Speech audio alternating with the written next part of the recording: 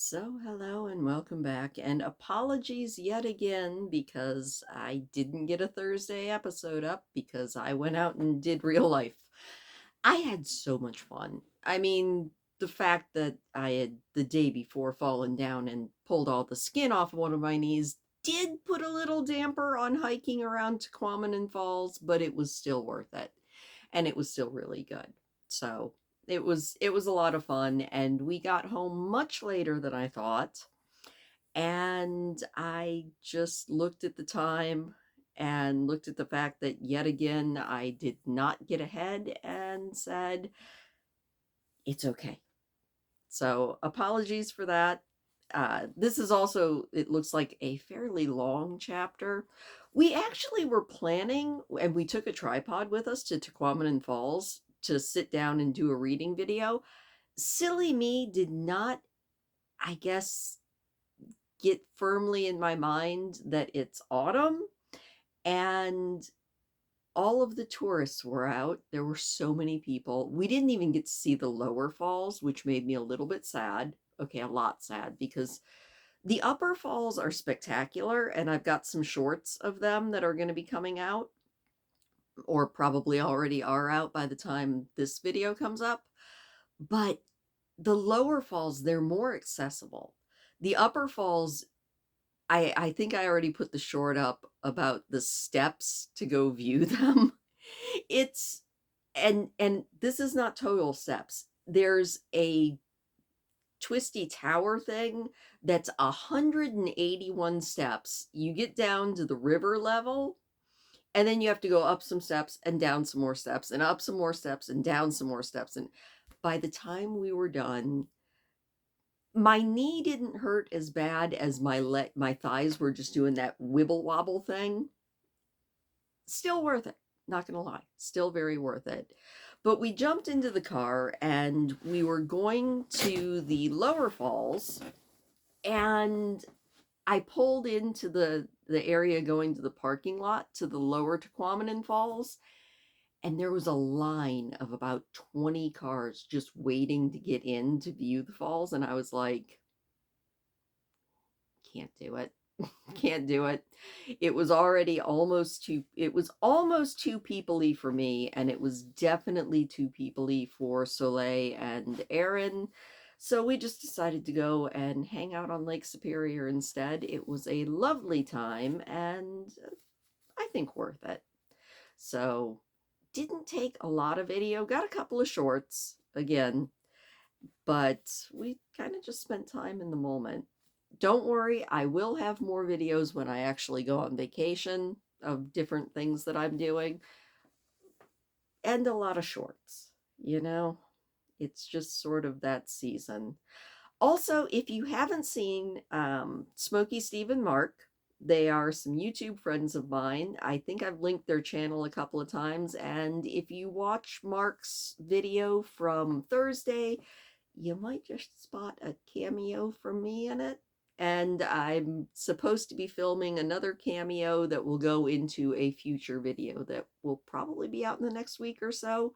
Not sure when that's going to be up, but I need to get my part of it filmed so that it can go up. Steve and Mark are great. They're fantastic. They have just sort of a variety channel. They talk a little bit about mental health.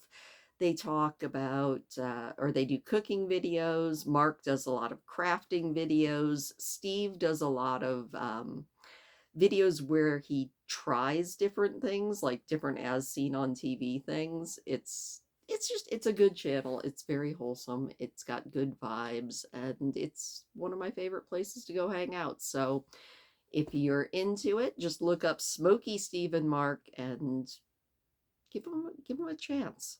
They're awesome. I like them.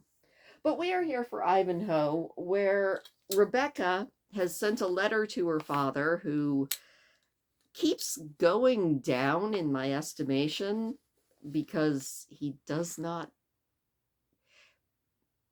written in a way that makes him love money more than anything else, and I just don't know how realistic that is. I mean, it's a stereotype, but I don't know how absolutely realistic it is. So we're going to jump back in and see what's going to happen to her as she is trying to get a hold of Ivanhoe. I'm hoping that she ends up with the Black Knight, King Richard, as her champion, but we shall see. We don't have a lot of this book left, so I'm curious to see how it ends. As always, we are going to be starting with a quote and then jumping into the chapter.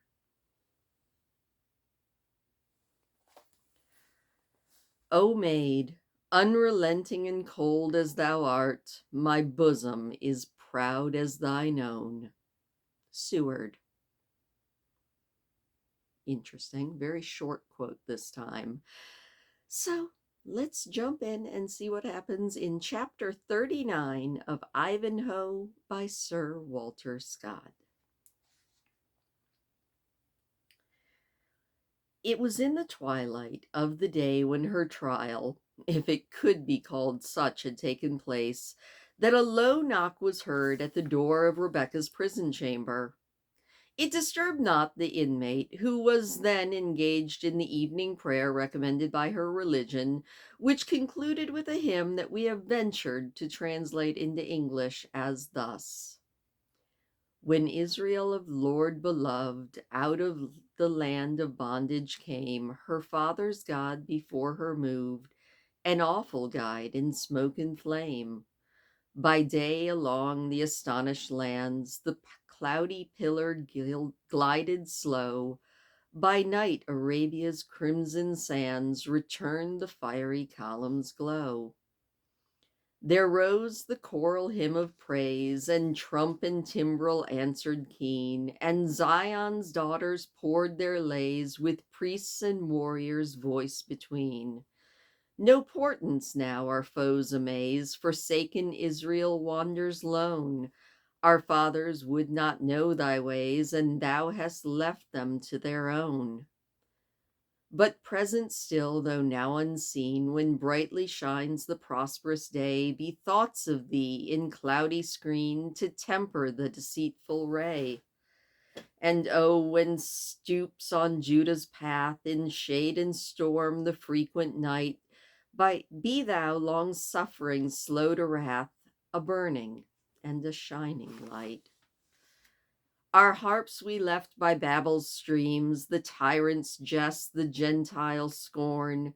No censer round our altar beams, and mute our timbrel, trump, and horn. But thou hast said, the blood of goat, the flesh of rams I will not prize. A contrite heart, a humble thought, are mine accepted sacrifice. When the sounds of Rebecca's devotional hymns had died away in silence, the low knock at the door was again renewed.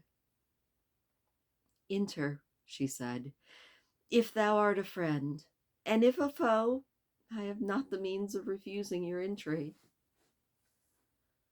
I am, said Brian de Bois Guilbert, entering the apartment. Friend or foe, Rebecca, as the event of this interview shall make me. Alarmed at the sight of this man, whose licentious passion she considered as the root of her misfortune, Rebecca drew back with a cautious and alarmed, yet not a timorous demeanor, into the farthest corner of the apartment, as if determined to retreat as far as she could, but stand her ground when it no longer became possible. She drew herself into an attitude, not of defiance, but of resolution, as one that would avoid provoking an assault, yet was resolute to repel it, being offered at least to the utmost of her power. You have no reason to fear me, Rebecca, said the Templar. Or, if I must so qualify my speech, you have at least now no reason to fear me. I do not fear you, Sir Knight, said Rebecca, although her breathing seemed to belie the heroism of her accent. My trust is strong, and I fear thee not. You have no cause, said Bois Guilbert. My former frantic attempts you have not now to dread. Within your call are guards over whom I have no authority. They're designed to conduct you to death, Rebecca, yet would not suffer you to be insulted by anyone, even me, were my frenzy, for it is a frenzy, urge me that far. May heaven be praised, then, said Rebecca. Death is the least of my apprehensions in this den of evil. Ay, said Gilbert. The idea of death is easily received by the courageous mind, when the road to it is sudden and open. A thrust with a lance, a stroke with a sword, were to me little. To you, a spring from a dizzy battlement, a stroke with a sharp poniard has no terror compared with what either thinks a disgrace. Mark me. I say this, perhaps my own sentiments of honor are not less fantastic, Rebecca, than yours, but we know alike how to die for them. Unhappy man, said Rebecca, and are you condemned to expose your life for principles of which your judgment does not acknowledge solidly? Surely this is a parting with your treasure for that which is not bread. But deem this not of me. Your resolution may fluctuate on the wild and changeful billows of human opinion, but mine is anchored in the rock of ages. Silence, said the Templar. Such discourse now avails you not at all. You are condemned to die, not a sudden easy death, such as misery chooses and despair welcomes, but to die a slow, wretched, protracted course of torture, suited to what the diabolical bigotry of these men call your crime. And to who, if this is to be my fate, to who do I owe this? Said Rebecca. Surely only to him who for a most selfish and brutal cause dragged me here, and who now for some unknown purpose of his own strives to exaggerate the wretched fate to which he has exposed me. Think not, said Gilbert, that I have so exposed you. I would have bucklered you against such danger with my own bosom as freely as I ever exposed it to the shafts which had otherwise reached your life. Had your purpose been the honorable protection of the innocent, said Rebecca, I had thanked you for your care. As it is, you have claimed merit for it so often that I tell you life is worth nothing to me, preserved at a price which you want for it. Truce, Rebecca, said the Templar. I have my own cause of grief, and do not wish your reproaches adding to it. What is your purpose? Said Rebecca. Speak briefly. If you have anything to do save witness the misery that you have caused, then let me know of it, and then, if it so please you, leave. The step between time and eternity is short, but it's terrible, and I have few moments to get prepared. I perceive, said Bois Gilbert, that you continue to burden me with the charge of distress which I would have prevented. Sir Knight, said Rebecca, I would avoid reproaches, but what is more certain than that I owe my death to your unbridled passion? You are in error, said the Templar. If you think what I could neither foresee nor prevent my purpose or agency, could I guess the unexpected arrival of this dotard back there, who some flashes of frantic valor and the praises yielded by fools to the stupid self-torments of an ascetic have raised far above his own merit, common sense, above me and above hundreds of our order, who think and feel as men free from such silly, fantastic prejudices? You think that I support that? Yet, said Rebecca, you say to judge upon me, innocent most innocent as you knew me to be. You concurred in my condemnation, and, if I understand it correctly, are yourself to appear in arms to assert my guilt and to assure my punishment. Patience, said the Templar. No race knows as well as your own tribe how to submit to time, and so to trim their bark to make advantage even of a bad wind. Lament it to the hour, said Rebecca, that has taught such art to the house of Israel. But adversity bends the heart as fire bends steel, and those who are no longer their own governors and the desians of their own free independent state must crouch in front of strangers. This is our curse, Sir Knight, deserved doubtless by our own misdeeds and the misdeeds of our fathers. But you who boast your freedom as your birthright, how much deeper is your disgrace when you stoop to soothe the prejudices of others against your own conviction?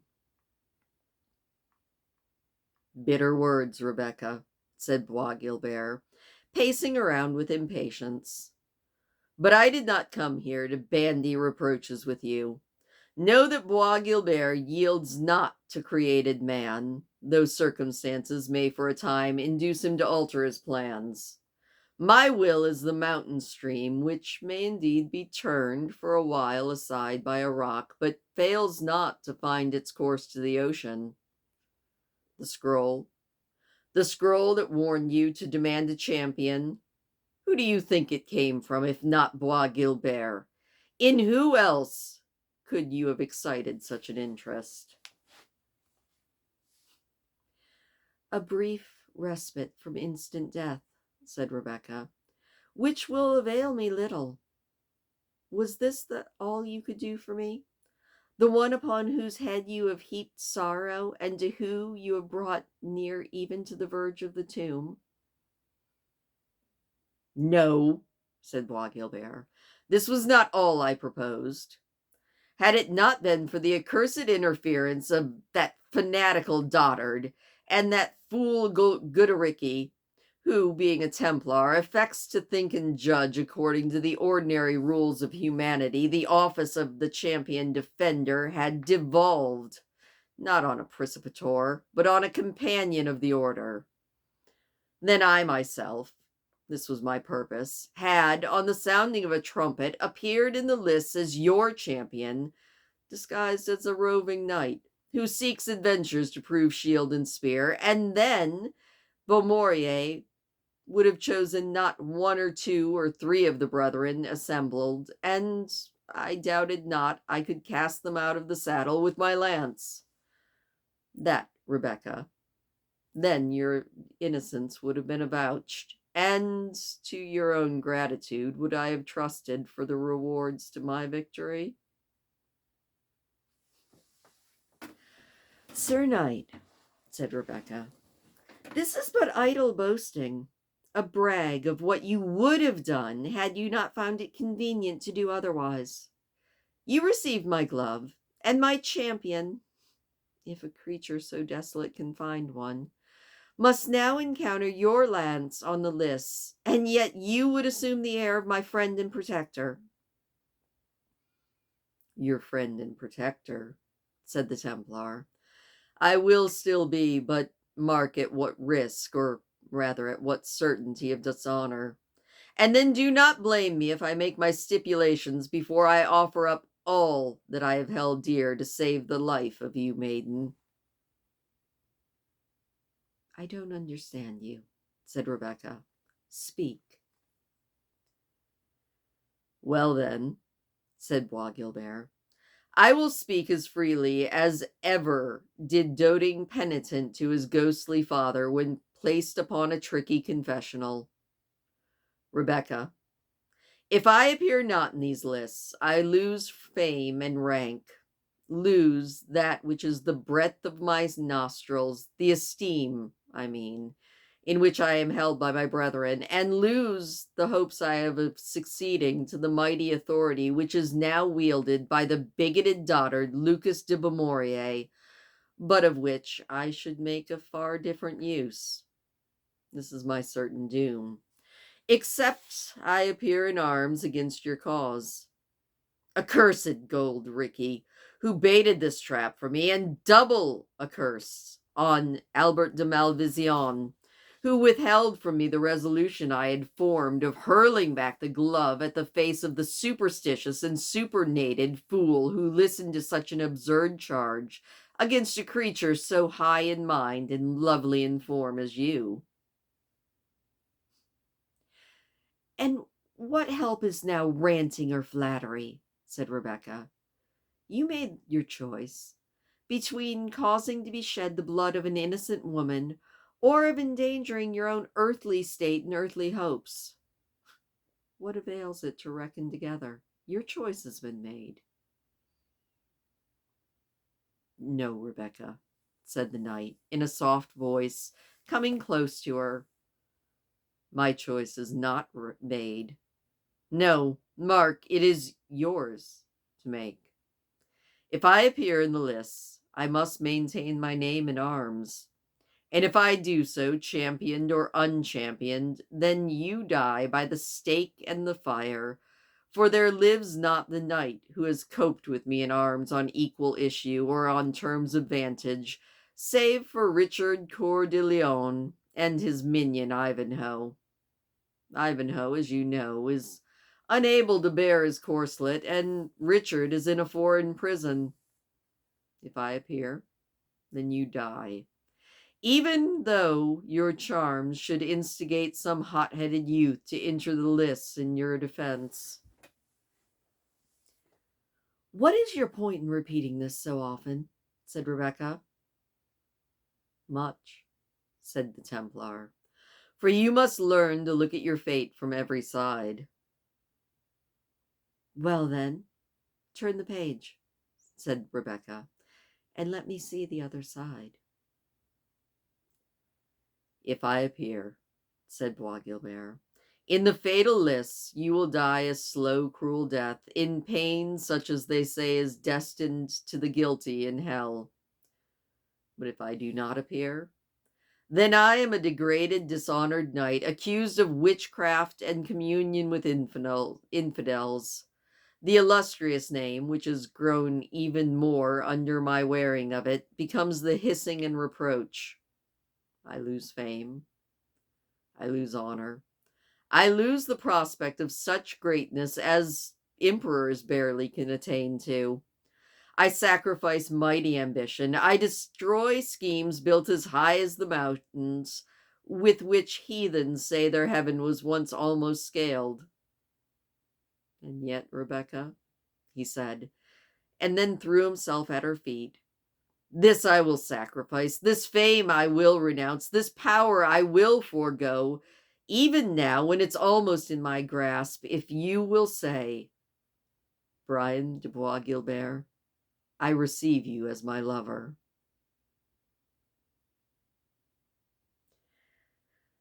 Think not of such foolishness, Sir Knight, said Rebecca, but hasten to the regent, the Queen Mother, and Prince John. They cannot, in honor to the English crown, allow of the proceedings of your Grand Master. So shall you give me protection without sacrificing on your part or the pretext of requiring any requital from me. I will not deal with those, said Bois Guilbert, holding her robe. It is you only I address, and what can counterbalance your choice? Think. Were I a fiend, death is a worse fate, and it is death who is right now my rival. I will not weigh these evils, said Rebecca, who was afraid to provoke the wild knight, yet equally determined neither to endure his passion or even feign to endure it. Be a man, be a Christian. If indeed your faith recommends that mercy which rather your tongues than your actions pretend to, save me from this death without seeking a requital which would change your magnanimity into base bartering. No, said the Templar, jumping to his feet. You will not impose this on me. If I renounce present fame and future ambition, I renounce it for your sake, and we will escape together. Listen to me, Rebecca, he said, softening his voice. England, Europe, it's not the world. There are spheres in which we may act, ample enough even for my ambition.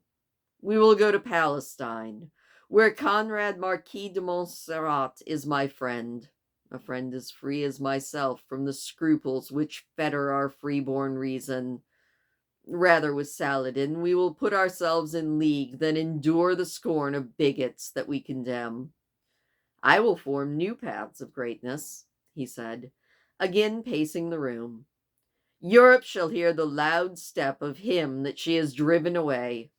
Not the millions whom her crusaders send to slaughter can do as much to defend Palestine, nor the sabers of 1,000, 10,000 Saracens can cut their way so deep into that land for whom all nations are striving, as the strength and policy of me and my brothers, who, in spite of the old bigot out there, will adhere to me in good and evil.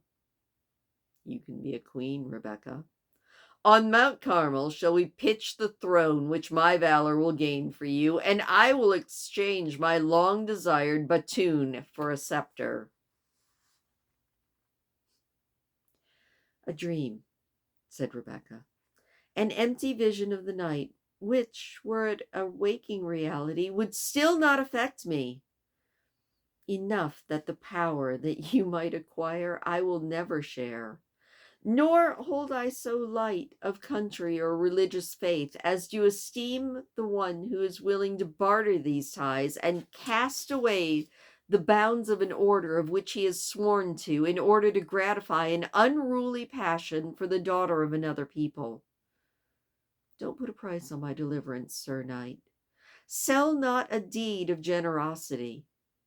Protect the oppressed for the sake of charity, not for selfish advantage. Go to the throne of England. Richard will listen to my appeal from these men. Never, said the Templar. If I renounce my order, for you alone will I renounce it. Ambition will remain mine. If you refuse my love, I will not be fooled for everything. Bow to Richard? Ask a boon of that heart of pride? Never.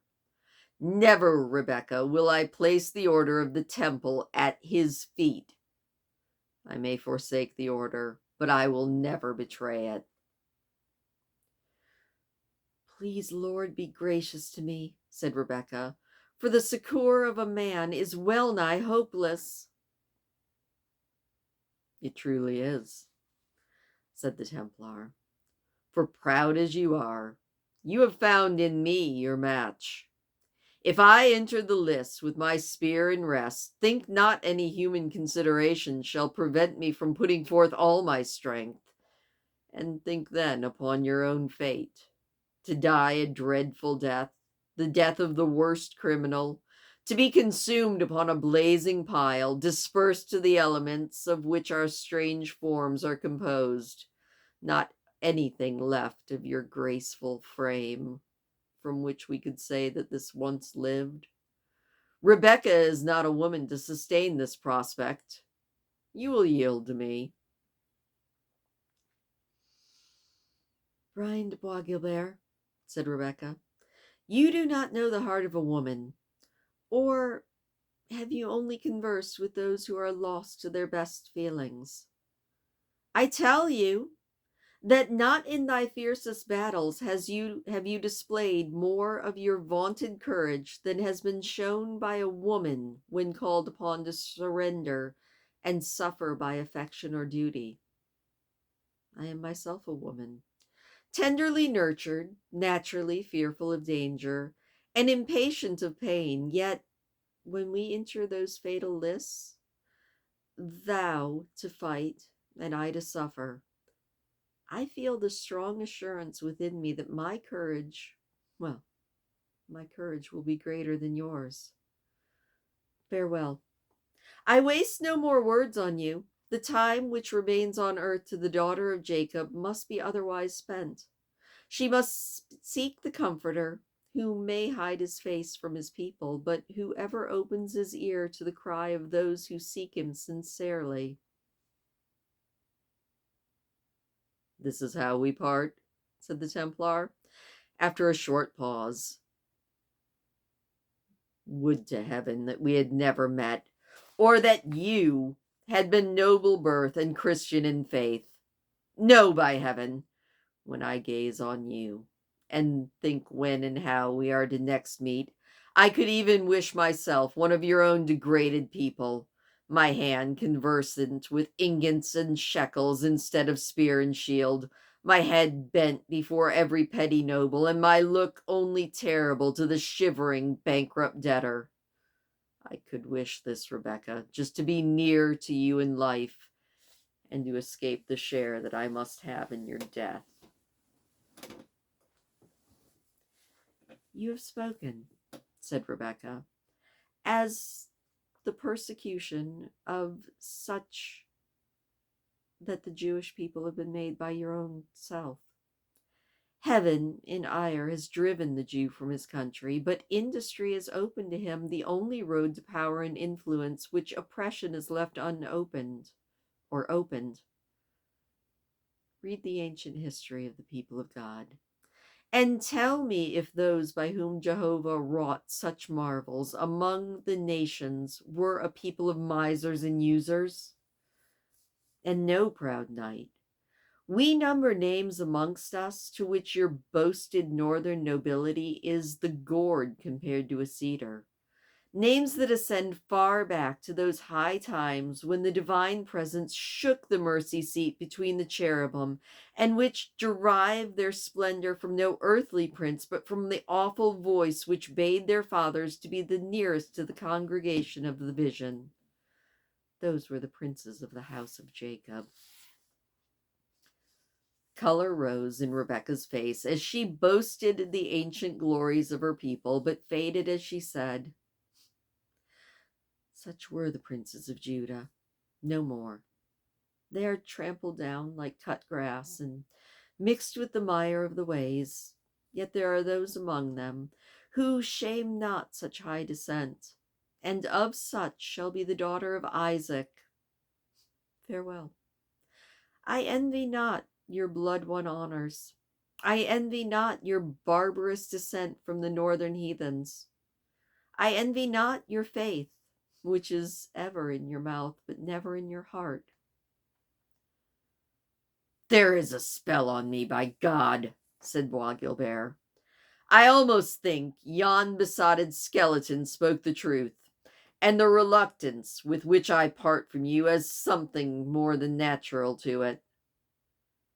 Beautiful girl, he said, approaching her. So young, so beautiful, so fearless of death, and yet doomed to die with infamy and agony. Who would not weep for you? The tear, which has been a stranger to my eyes for 20 years, now visits my eyes as I look upon you. But it must be, nothing may save your life now.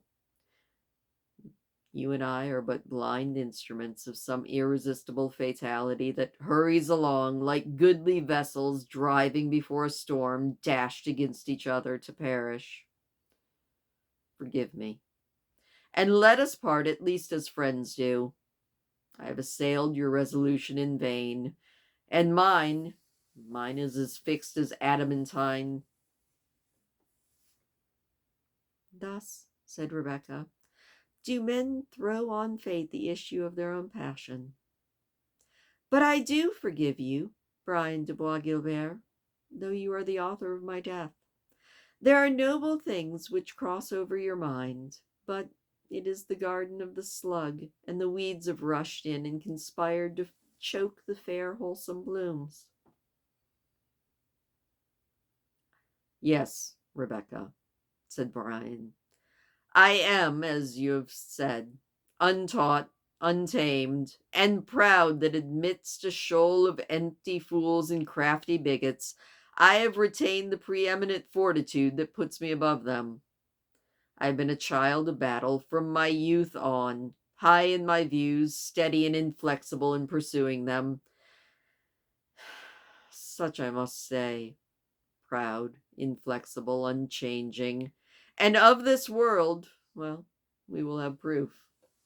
But you forgive me, Rebecca. As freely as ever a victim forgives her executioner. Then farewell, said the Templar, and he left the apartment. The preceptor Albert waited impatiently in an adjacent chamber for his return. You've tarried long, he said. I have been as if stretched on the red-hot iron with impatience. What if the Grand Master or his spy had come here? I paid dear for my complacence, but what is wrong with you? Your step is tottering, your eyebrows, they're drawn together. Are you well, Brian de Bois Guilbert? Yes, said the Templar, as well as the wretch who is doomed to die in an hour. Nay, by the rood, not half so well. For there is so those in such a state who can lay down life like a cast-off garden. By heaven, Malvision, yon girl has well nigh unmanned me. I am half resolved to go to the Grand Master, renounce the order in his very face, and refuse to act the brutality which his tyranny has imposed upon me. You're mad, said Malvision. You may thus indeed utterly ruin yourself, but can you not even find a chance in doing so to save the life of this woman who seems so precious in your eyes? Beaumorier will name another of the order to defend his judgment in your place, and the accursed will as assuredly perish as if you had taken up the duty imposed upon you. That's false. I will myself take arms on her behalf, said the Templar. And if I do that, I think, Malvision, that you know not a single one of the order can keep his saddle in front of my lance. Yes, but you forget, said the adviser. You will have neither leisure nor opportunity to execute this mad project. Go to Lucas Beaumorier and say that you have renounced your vow of obedience. See how long the despot old man will leave you in freedom. Your words will scarce have left your lips before you will either be 100 feet under the ground in the dungeon of the preceptory, waiting a trial as a recreant knight, or, if his opinion holds concerning your possession, you will be enjoying straw, darkness, and chains in some distant cell, stunned with exorcisms and drenched in holy water, waiting to expel the foul fiend which has obtained dominion over you. You have to go to the list, Brian, or you are lost and dishonored. I will escape. I will fly, said Bois Guilbert. Fly to some distant land to which folly and fanaticism have not yet found their way. No drop of the blood of this most excellent creature shall be spilled on my say-so. You cannot flee, said the preceptor. Your ravings have excited suspicion, and you will not be permitted to leave the preceptory. Go, make the essay. Present yourself before the gate and command the bridge to be lowered, and see what answer you get. You are surprised and offended, but is it not best for you? Were you to run, what would ensue but the reversal of your arms, the dishonor of your ancestry, and the degradation of your rank? Think. Where will your old companions in arms hide their heads when Brian de Bois Guilbert, the best lance of the Templars, is proclaimed recant? Amongst the hisses of the assembly, what grief will there be in the court of France, and what joy will the haughty Richard receive this news, that the knight which set him hard in Palestine and almost darkened his renown had lost fame and honor for a Jewish girl who he could not even save? Malvision, said the knight, I thank you. You have touched the string at which my heart most readily thrills. come what may. Recant shall never be added to the name of Bois Guilbert. Would to God Richard, or any of his vaunting minions of England, would that they appear in the lists, but they will be empty. No one will risk breaking a lance for the innocent and forlorn Rebecca. That's better for you, said the preceptor.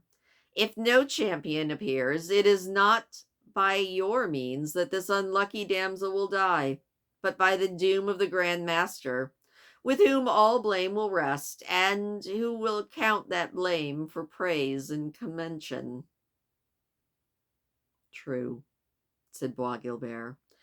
If no champion appears, I am just the part of the pageant, sitting indeed on horseback on the list, but having no part in what happens. You will have no part whatsoever, said Malvision. No more than the armed image of St. George when it makes a part of the procession. Then I will resume my resolution, said the Templar. She has despised me, repulsed me, reviled me, and wherefore should I offer up for her whatever of estimation I have in the opinion of others? Malvision, I will appear on the lists. He left the room quickly as he said these words, and the preceptor followed to watch and confirm him in his resolution, for in Bois Guilbert's fame he had himself a strong interest, expecting much advantage from his being one day at the head of the order, not to mention the preferment of which Montfichet had given him hope, upon the condition that he would forward the condemnation of Rebecca. Yet although, in combating his friend's better feelings, he possessed all the advantage which a wily composed, selfish disposition has over a man agitated by passion, it did require all of Malvision's art to keep Bois Guilbert steady to the purpose that he had prevailed upon him to adopt. He was obliged to watch him closely and prevent his resuming his idea of escape. Also to intercept his communications with the Grand Master, let he be allowed to come into open rupture with his superior, and to renew, from time to time, all of the arguments by which he endeavored to show that, in appearing as the champion this time, Bois Guilbert, without either accelerating or ensuring Rebecca's fate, would follow the only course by which he could save himself from degradation and disgrace. And that is the end of the chapter. You know, yet again, Rebecca is the only character in this book that I really truly like. I do like Rebecca. I don't like Brian de Bois Guilbert. I definitely don't like old Claude Frollo, the Maurier. Don't like a single one of the Templars, and Mr. Give in to my passions and I'll make you a queen, or you can die. Yeah, he can go jump in a lake. All right, everything's now riding on.